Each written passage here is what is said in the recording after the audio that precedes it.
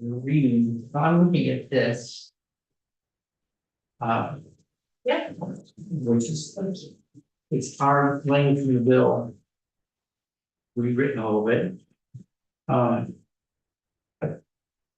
So for that first sentence, on or before December 15, 2026, NRB shall issue a report that evaluates whether the Environmental Division of Superior Court shall retain responsibility for appeal of permit decisions and jurisdictional amendments issued pursuant to 10 VSA 151, or whether those functions should be transferred to professional boards established herein. I don't think that changes.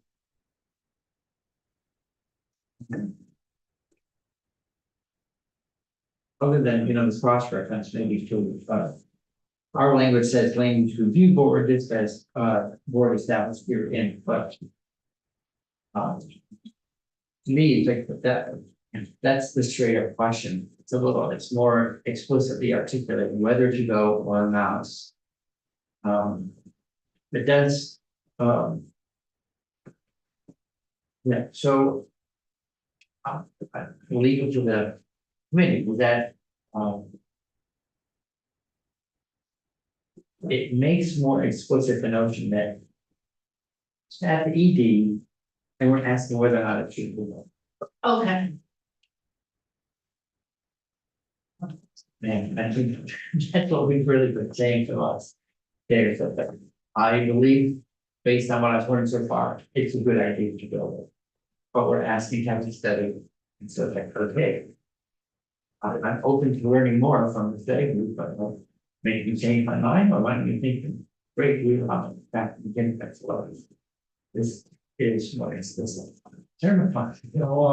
Central element of collaboration is to not dig in your heels automatically, insist on getting it your way. Yeah. I am already convinced that we should do this. Please, somewhat articulate to me the reasoning again behind keeping it an open question instead of just being, or what are we accommodating? Sure, I guess, we might all have our own takes on it, I think.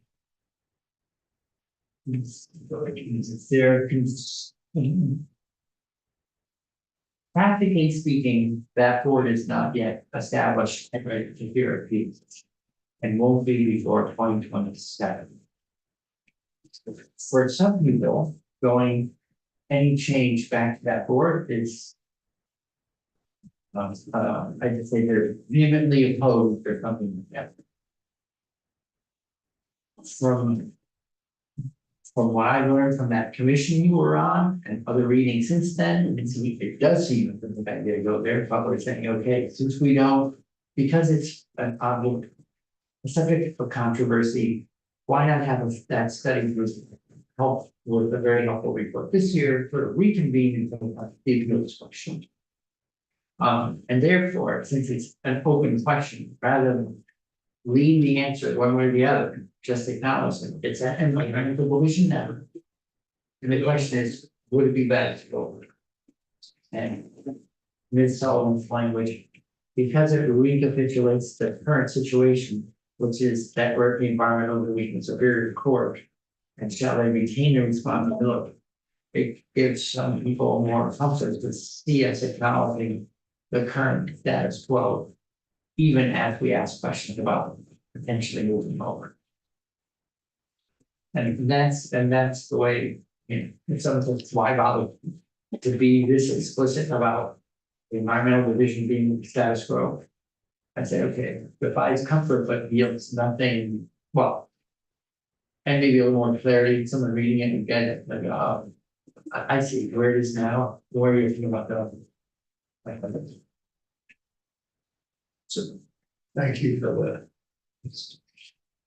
the folksy analysis. Yeah. Anyway, My question is for Matt. oh, no, go ahead. Whether something shall happen, and then the next one is whether something should happen. If so, perhaps it should be two shoulds, or perhaps it should be two shalls. I to mix and match there. I think we usually stick with, thank you, I think we usually stick with shalls instead of shoulds. Okay.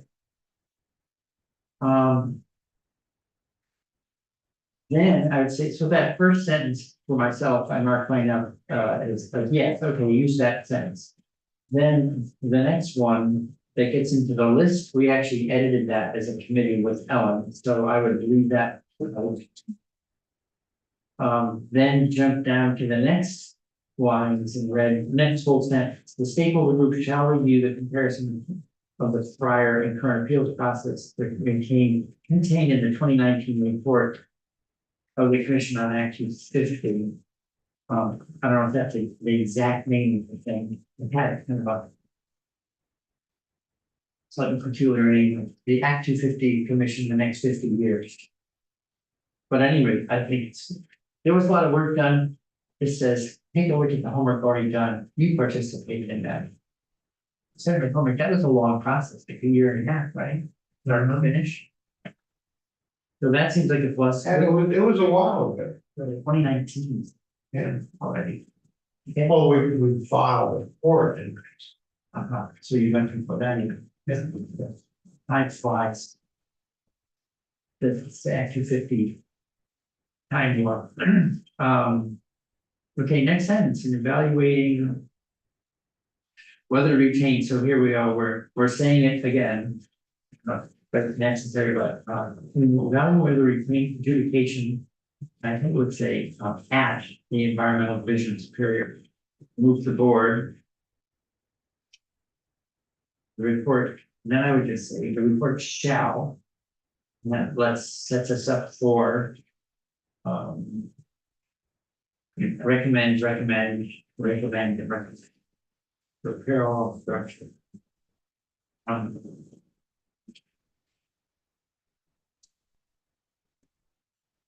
So let's see, what's struck from the first bullet, recommend how appeals. Can be consolidated. We're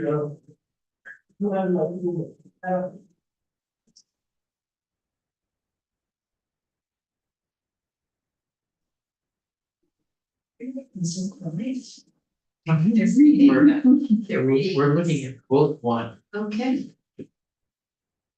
Yes. I'm trying to think why we was right the second half of bullet one.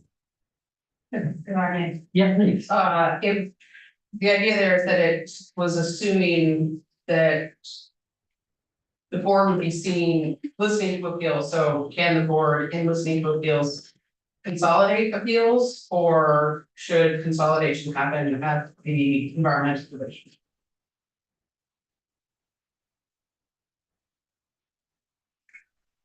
Yeah, I suppose we know what the two choices are, we don't have to spell it out. Right, I mean, consolidation can already happen at the board, so you're not soon be looking at how to consolidate it, or just would be saying, if it's moving to the board, is there consolidation that can happen at the board, so. That's right. So consolidation is the point. We're on the table. Second one is recommend how to prioritize things for that.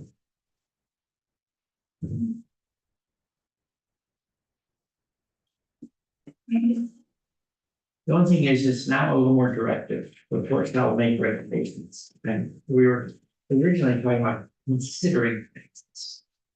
As well, the balance between. Leave it open, you know, like here's a to-do list, we're not saying what how to resolve it. So perhaps instead of recommend, just say consider how to prioritize. Yeah, how to prioritize, Consider how appeals. right, and then on the one that's struck in bullet two, including the use of hearing officers, thanks for that. About. We just put it possible, we don't say that that's, we want you to do it for sure. I mean, the possible use. This is really driven by that New Hampshire Health Board. With the possibility of superior officers. Okay, so the third bullet. Recommend.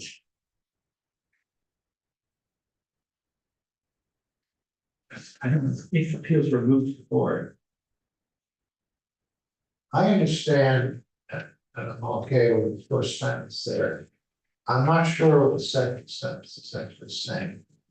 Where Are you on the these bullet? rules shall, yeah, in the third bullet, the Okay. second sentence. These rules shall include procedures to create a firewall, I'm not sure what that means. And eliminate any potential for conflicts with the board managing appeals and issuing permanent decisions and jurisdiction. That's a Mr. Groveman. Contribution. Yeah, I can speak to that. So John Grover from VNRC. So we recommended that language just to address like one of the concerns that have been stated as the bill has moved through the legislature this year. One of the concerns that keeps coming up is that there would be somehow a conflict of interest if the board was both running the Act 250 program and then hearing appeals. We don't think that's really an issue because the environmental board did that for 30 years. And as I was just talking to Ms. Sullivan, and during the break, when this change was made in 2004, this never came up as a reason to make the change. It seems to have come up retroactively now that we're thinking about going back. But anyway, since it's a concern that people have, we just wanted to like just explicitly say, talk about it and flesh out what the concern is it a real concern? And if there is a concern, what are the mechanisms to mitigate its concern? You could run the program and hear appeals. So that's where it came from. If that makes sense. That sort out Commissioner McCollum. McCollum. Now I'm really, I can tell I'm getting tired. Even our friends. I don't usually have that. Today okay, and then the fourth bullet, striking the board should. Sounds fine, but we're trying to be neutral about who's doing it, but the point is promote efficient and effective education of fields. Okay, so. And I did like one more, going back up to the, because I was a little slow on the uptake as usual. Going up to the main first paragraph, the last sentence that the Yeah. stakeholder group shall review the comparison of the prior and current appeals process. We just say that they'll review the recommendations in the report, Yeah. because I don't want to mandate that we actually dive into a comparison. Yeah, It was really the recommendation and just leave it. I could see someone saying at a meeting, well, we need to now go line by line in the comparison, and I don't think that would be constructive, but I think reviewing the recommendation. And I think maybe you want to make it clear, like at a minimum, because I think there'll be other things that people will also want to consider, but it's not just, at the review of what was recommended, but other, I think it's implied, but. I'd be fine being even more terse, just the stakeholder group shall review the 2019 report. Yeah, at a minimum, you said, So I think that the group would do that. Okay, any comments, questions, concerns, Mr. Weiss? Thomas Weiss of Lanningham, Montpelier, for the record. I had been concerned about why the land use review board had been given 2.5 years to complete this study. And then I realized that the land use review board will only have 1.5 years to complete the study because they won't come into existence until the middle of 2025. And so, the very first. I'm kind of sure I understand, this report is that we're asking land use review board or NRB to lead this study to bring it back. 2 years. The amendment Uh-huh. as proposed ignores is for the land use review board to do this. And once they are formed in the middle of 2025, that gives them a year and a half to complete the report. And I think that's appropriate. So I'm a little concerned that the proposed amendment to the Natural Resources Board to start this proposal or this study. Based on past experience with the Natural Resources Board, they had a year and a half to do the necessary updates before. And then the public process only occupied the last 6 months of that. So if you accept the concept of Ms. Sullivan's proposed amendment, then I would suggest that you change it to the land use review board in the very first line. On or before December 15, 2026, and then leave it as it is in your proposal, the land use review board, so that the study doesn't start until the land use review board is in existence. And that might. The other concern I have, now that we're talking about dates, period, is that that board should be fully established and functional, and we're talking about might appeals start to happen there in 27. So I would want to back up a legislative session from that, and if we have a report at the end of the year, there's no opportunity to do that. So I'm thinking a lot with you about calendar. And I've been thinking of those too.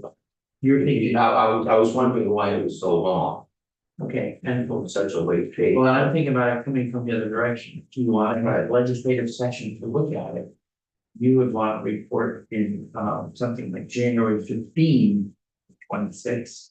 So the second year of the next biennium has a chance to make that change. Because the whole idea was in 27, you were gonna have this board up at running forward.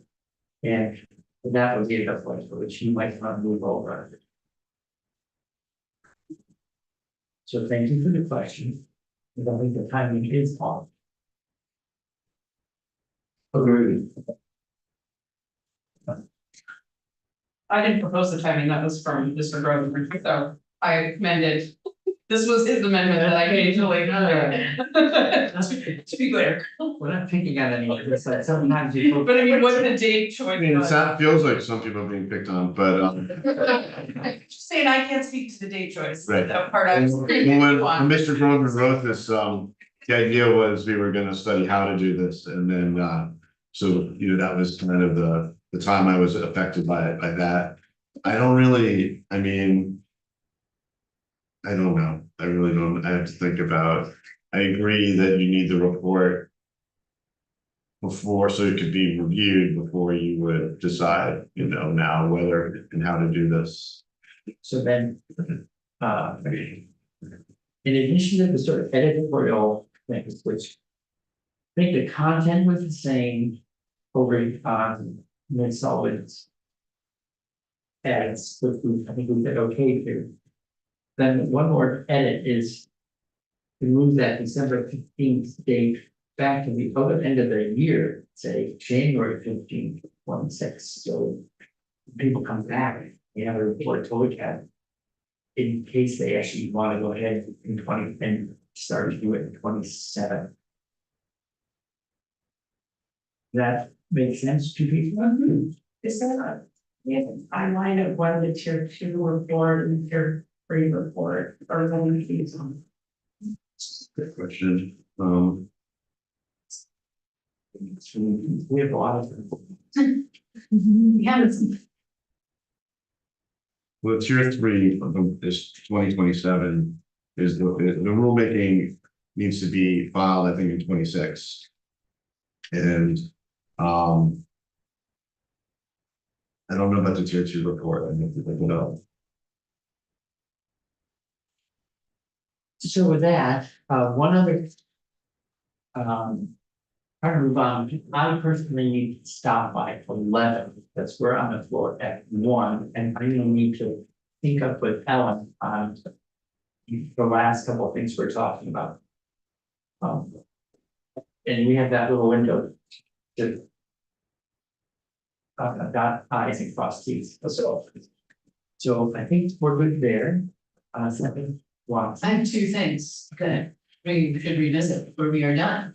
One's the May versus shall on page 33. I'm comfortable changing it to a may will it's okay if I jump into this? Yeah.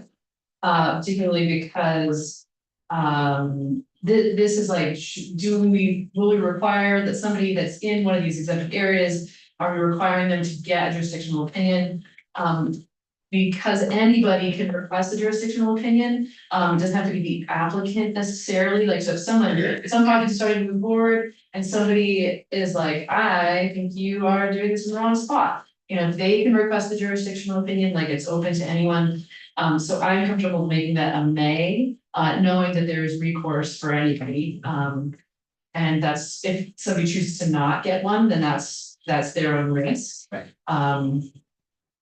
And I think it keeps in the spirit of like trying to keep these as exemptions and make it as quick as possible. Are you okay with that? Now, who are we talking about? Okay. That it's a citizen may ask for the opinion or the. Both the developer or a citizen. The developer who wants to codify that they really are qualified to get, like, Ms. Byers and never know said, but we would never start without a J or our bankers would require. I don't know. Or a citizen who says, I don't think you're in a designated area. I'm not bring that question. Okay, so no one's being cut out of it. Okay. No way. I'm open to a BMA. I think that it's better for people to get a jurisdictional opinion. But Covering the left.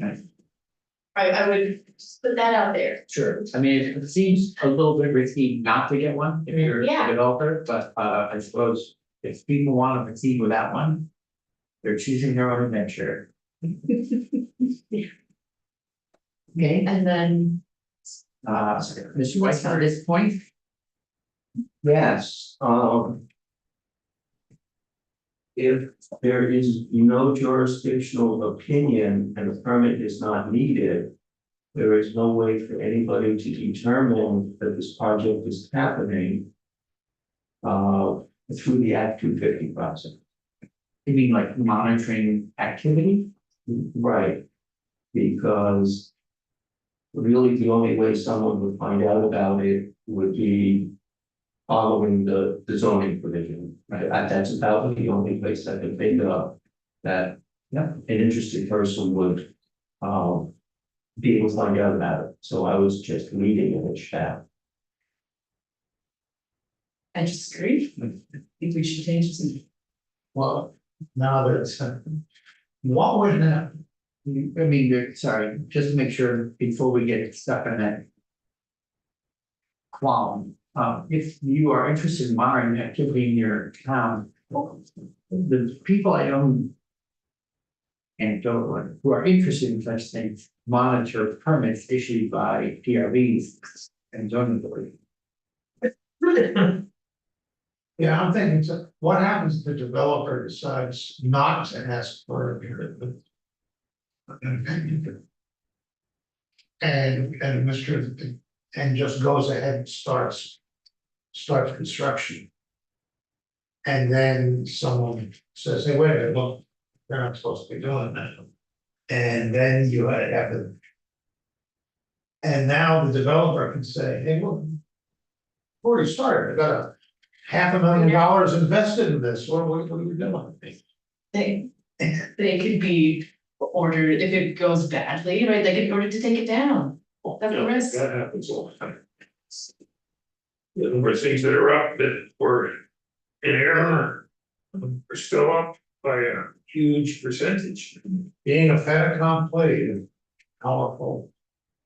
Weapon. Ms. Demetra, we were talking about this a little while, an hour ago, Yeah, and so I think, there's a risk as a developer either way. If you request a JO, you are leaving yourself open to having that appealed. If you don't request a JO, you're leaving yourself open to potentially a situation like that. I think it makes sense to allow the project developer to decide which risk is greater.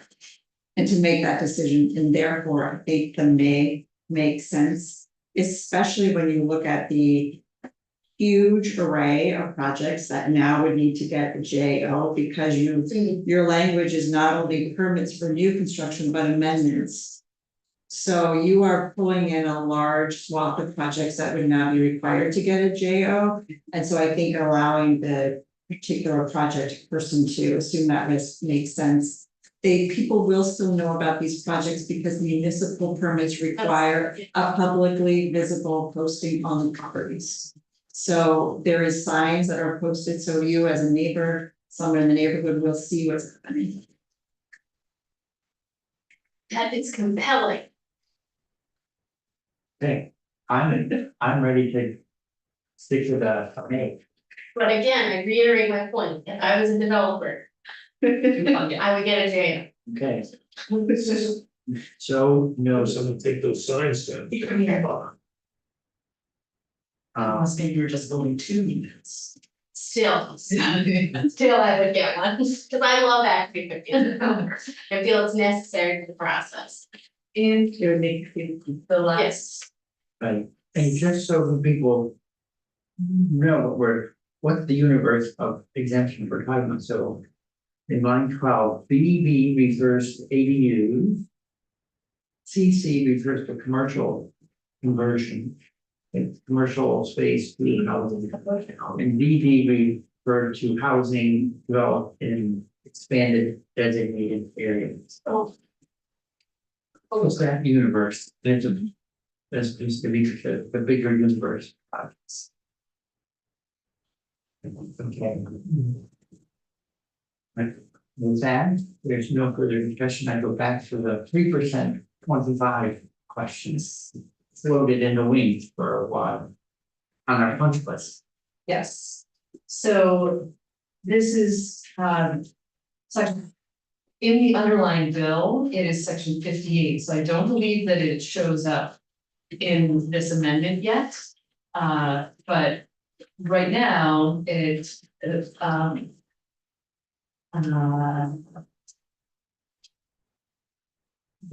is about who can appeal. I believe it's on the municipal side of things. Right now, it says any 10 persons. The current laws, any 10 persons who may have any combination of voters, residents, or real property owners within a municipality. Listed in the subdivision, who by sign petition.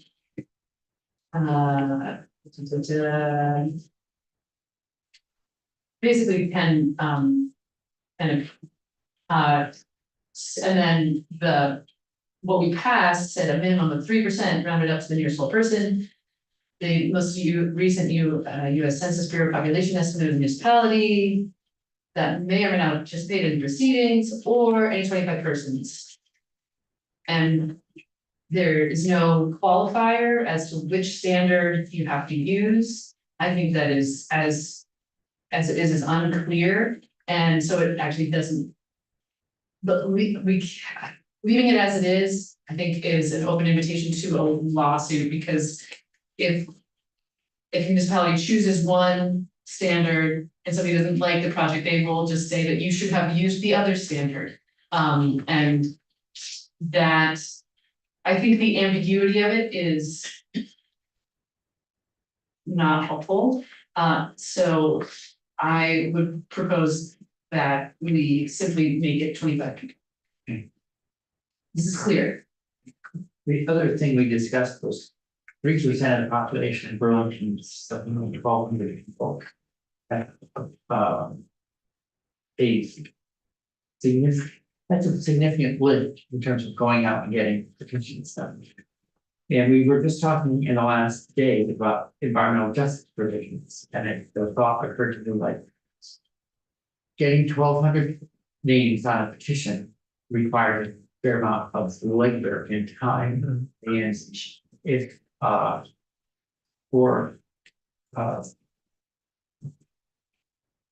for whatever, I forget the exact way for communities, environmental justice communities.